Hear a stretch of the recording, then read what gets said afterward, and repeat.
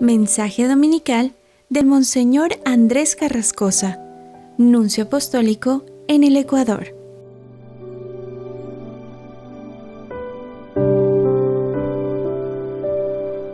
Queridos hermanos, feliz domingo. Estamos en el segundo domingo de Cuaresma y leemos el Evangelio de Lucas, capítulo 9, versículos 28 a 36. Es la transfiguración. Y comienza diciendo que Jesús se hizo acompañar de Pedro, Santiago y Juan. Pero no pone la frase del versículo anterior que dice 8 días después del encuentro que había tenido Jesús con los discípulos. Y es raro que el Evangelio nos ponga estos 2 episodios y nos diga el tiempo que hay entre ellos, 8 días. ¿Y qué había pasado? 8 días antes había habido una conversación inolvidable en 2 momentos que Jesús había preguntado a los discípulos: ¿quién dicen ustedes que soy yo? Y Pedro había dicho: tú eres el Mesías de Dios. Y inmediatamente después Jesús les dijo que él iba a sufrir la muerte. Es necesario que sufra, el Hijo del Hombre sufra mucho, sea rechazado, muerto y que resucite. Esto es lo que había pasado 8 días antes. Es decir, la transfiguración está unida con la pasión y con la resurrección. En algunas semanas, Jesús va a pedirles otra vez a estos 3 amigos que vayan con él a Getsemaní. Y este rostro de Jesús, que han visto lleno de gloria, lo van a ver sudando sangre. Y después lo va a ver cómo lo azotan y cómo lo abofetean. En la conversación de 8 días antes, Jesús les había anunciado que ellos tenían que tomar cada uno también su propia cruz para seguirle. Y Jesús había añadido que algunos no experimentarán la muerte antes de ver el reino de Dios. Este misterioso reino de Dios, la gloria de Dios en la humanidad, la transfiguración, esa transfiguración es una imagen. ¿Cómo podría yo osar llegar a la alegría de Pascua sin pasar yo mismo también por este camino de cruz que es necesario? La Cuaresma me da la ocasión de entrar en comunión con tus sufrimientos, Señor. Comenzamos la segunda semana para caminar a través de la cruz hacia la alegría, la pasión, la transfiguración. Todo esto es un misterio. Pues Jesús, con Pedro, Santiago y Juan, subió a un monte para hacer oración. Esta ocasión que tuvieron de orar con Jesús, de verlo orar.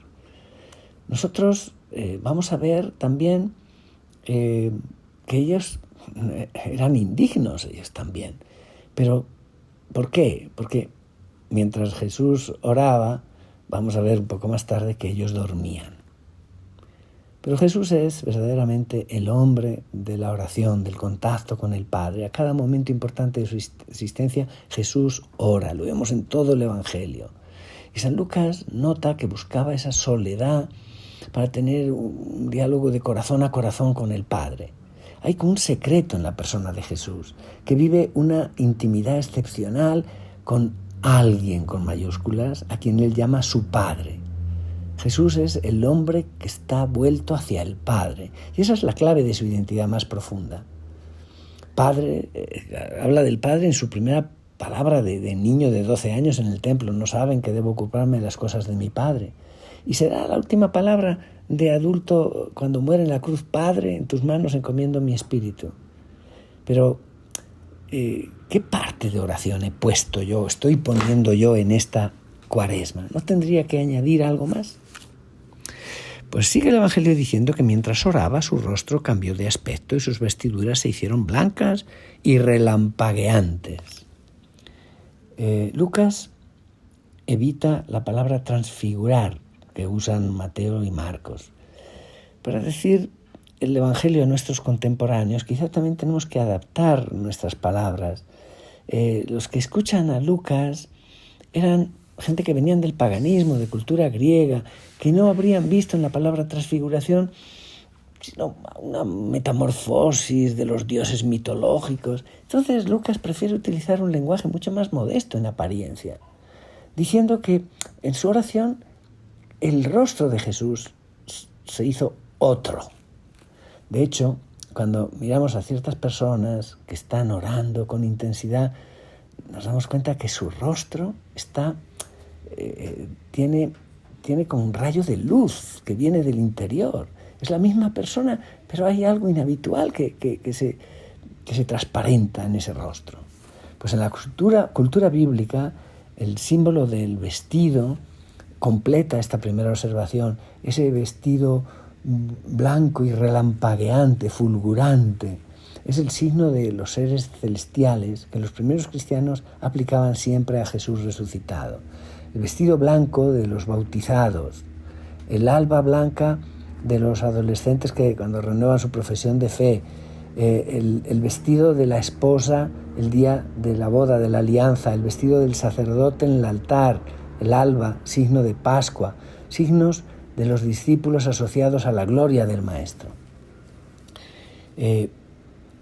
Jesús tiene el rostro transformado por la oración y Lucas nos anima también en nuestra vida, marcada por la prueba, a veces por los errores, por el sufrimiento, por el fracaso, por el pecado. La oración es la única en ciertos momentos que nos puede transformar. Porque también nosotros somos transfigurados y reflejamos como en un espejo la gloria del Señor, dice la palabra de Dios en la segunda carta de los Corintios. Tendremos que tener este rostro de Cuaresma, este rostro transfigurado por el diálogo y el encuentro con el Señor, con el Dios viviente.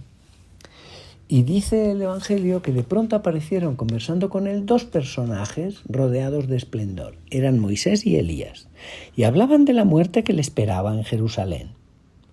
Lucas es el único evangelista que nos dice el tema de la conversación entre Jesús y estos dos grandes testigos del Antiguo Testamento. Hablaban de su partida, de su éxodo, se dice en griego, en este punto. Nosotros comprendemos mal hasta qué punto Jesús ha vivido con esa perspectiva de su muerte. Jesús, de que se habla de esa muerte, San Juan lo llama su paso, su Pascua y su elevación. Jesús es el hombre del sacrificio de sí mismo y él sabe por qué ha venido y él sabe hacia dónde va, él va hacia el Padre, él entra en la gloria pasando por la muerte y lleva consigo a toda la humanidad. El misterio pascual de Jesús en Jerusalén es el resumen de toda la historia humana, el resumen de nuestro propio destino. Que lo queramos o no, que seamos conscientes o no, yo estoy cierto que el camino que me conduce hacia Dios, pasando por la muerte, es un éxodo que me hará ir más allá de esta tierra de esclavitud para entrar en el cielo, en la tierra prometida. La Iglesia comienza la Cuaresma, el día de las cenizas, recordándonos cuál es nuestro destino. Recuérdate que eres polvo y que volverás al polvo, sí. Pero la transfiguración transforma en perspectiva gloriosa esa necesidad nuestra. Vamos a ser reducidos al polvo, sí, pero pasamos a Dios.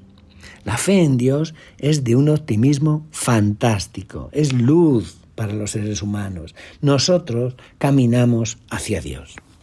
Pues bien, continúa el Evangelio diciendo que Pedro y sus compañeros estaban rendidos de sueño. Pero despertándose vieron la gloria de Jesús y de los que estaban con él.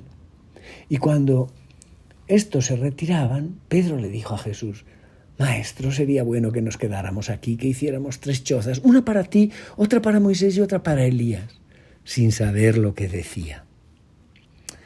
Es impresionante esta visión de la cual son testigos. Estos apóstoles, una vez más, no comprenden, están en una especie de claroscuro, están medio dormidos, medio despiertos, y dicen cualquier cosa, pero es la cercanía de lo divino que es difícil explicarla en un lenguaje más claro. Así cuando todo ha terminado, cuando se van Moisés y Elías, se quedan balbucientes en la escena. También en Getsemaní, recuerden, estos 3 mismos se van a encontrar durmiendo.